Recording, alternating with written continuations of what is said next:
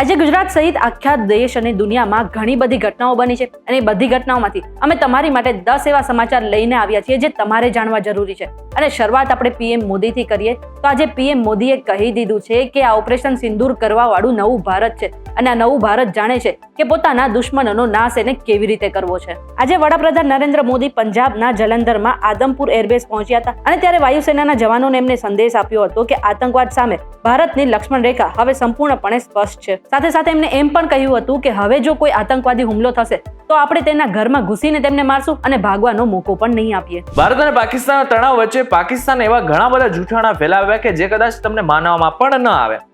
સૌથી મોટું જૂઠ તો એમને એ બોલ્યું કે એમને એટલે કે પાકિસ્તાનની સેનાએ AS-400 ને નિશાનો બનાવ્યું અને એને તબાહ કરી નાખી. બીજો જૂઠાણું એ પણ ફેલાવ્યું કે JF-17 ને પણ એને પાડી દીધું હતું. જોકે આજે સોશિયલ મીડિયામાં પ્રધાનમંત્રી નરેન્દ્ર મોદીનો એક ફોટો વાયરલ થઈ રહ્યો છે કે જ્યાં તેઓ એક પોઝ આપીને ઊભા છે અને એની પાછળ AS-400 દેખાઈ રહ્યું છે. ભારત અને પાકિસ્તાન વચ્ચે સીઝ ફાયર થયું એ પછી પાકિસ્તાનના લોકોએ ત્યાં ઉજવણી કરી હતી અને પછી પાકિસ્તાનની સેનાએ સ્વીકાર કર્યું હતું કે તેમના 11 સૈનિકો આ યુદ્ધમાં અને આ હુમલામાં ઘાયલ થયા હતા. ભારત અને પાકિસ્તાન વચ્ચે સીઝ ફાયર થયું એ પછી પાકિસ્તાનના લોકોએ ત્યાં ઉજવણી કરી હતી. સાથે સાથે તેમણે એવો દાવો કર્યો હતો કે તેમના 11 સૈનિકોનો આમાં મોત થયા છે અને 40 જેટલા નાગરિકોના પણ મોત થયા છે. બીજી તરફ ભારતે પણ એવો દાવો કર્યો છે કે તેમને પાકિસ્તાનના 40 જેટલા સૈનિકોને મોતને ઘાટે ઉતાર્યા છે. આટલું જ નહીં, 100 જેટલા એમના જે આતંકવાદીઓ છે તેમને પણ મારી નાખ્યા છે.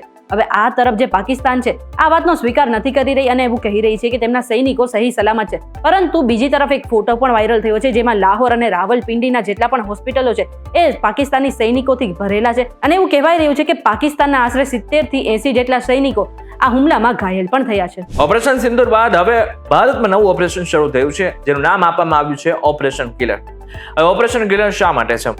જમ્મુ કાશ્મીરમાં ઘણા આતંકવાદીઓ અત્યારે પણ છુપાયેલા છે. એ બધા જ લોકોને ગોતીને ઠાર મારવામાં આવી રહ્યો છે.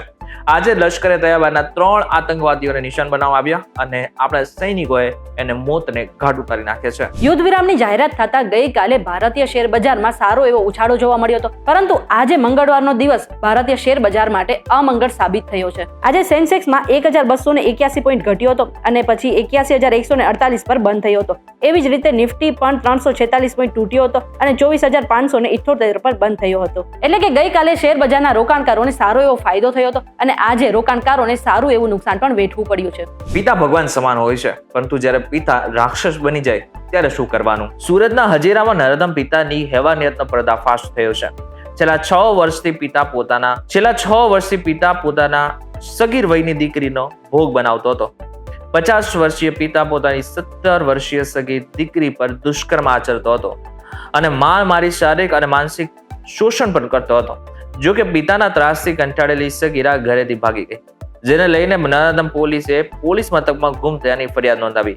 2 દિવસ સુધી રેલવે સ્ટેશન પર રહીને પછી સગીરા પોતાની બહેનપણીના ઘરે ગઈ હતી, જે તેની બહેનપણીએ પોલીસ પાસે જવાની સલાહ આપી હતી. સગીરાએ પોલીસ મથકે જઈને હકીકત ભણાવતા નરાધમ પિતાની ધરપકડ કરવામાં આવી હતી. પોલીસે નરાધમ પિતા સામે ગુનો નોંધી વધુ તપાસ હાથ ધરી છે. ત્યારે આવા નરાધમ પિતાને શું સજા મળવી જોઈએ એમને જરાક કોમેન્ટ કરીને ચોક્કસથી કહેજો.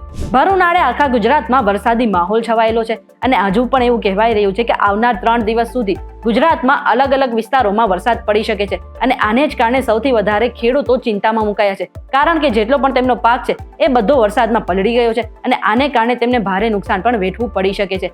એવામાં બધા વચ્ચે અત્યારે ગુજરાત સરકારે એવું કહી દીધું છે કે આ જે નુકસાન છે તેના વિશે સર્વે થશે અને એવું પણ લાગી રહ્યું છે કે આ અઠવાડિયાના અંત સુધીમાં એવો નિર્ણય આવી જશે કે ખેડૂતોને કેટલી સહાય આપવામાં આવશે. પોલીસનું કામ રક્ષણ કરવાનું છે, પરંતુ આ રક્ષક જ જ્યારે ભક્ષક બની જાય ત્યારે સવાલ ઉભા થતા હોય છે. આ જ ઘટના આણંદમાંથી બની. આણંદમાં ઉમરેઠમાં હોમગાર્ડ જવાન અને પોલીસની દાદાગીરી સામે આવી છે. પત્ની સાથે પાણીપુરી ખાવા ગયેલા હોમગાર્ડ જવાને લારી ધારકને માર માર્યો. પહેલા એક પ્લેટના 20 રૂપિયા આપીને હોમગાર્ડ જવાન અને તેની પત્ની ચાલ્યા ગયા હતા, પણ થોડા સમયમાં પાછા આવીને 500 રૂપિયા આપ્યા હોવાનું કહીને દાદાગીરી કરવા લાગ્યા હતા. 500 રૂપિયા ન આપ્યા હોવાનું કહેતા લારી ધારકને માર માર્યો અને પોતે હોમગાર્ડ જવાન હોવાની ઓળખ આપીને રોફ પણ જમાવ્યો.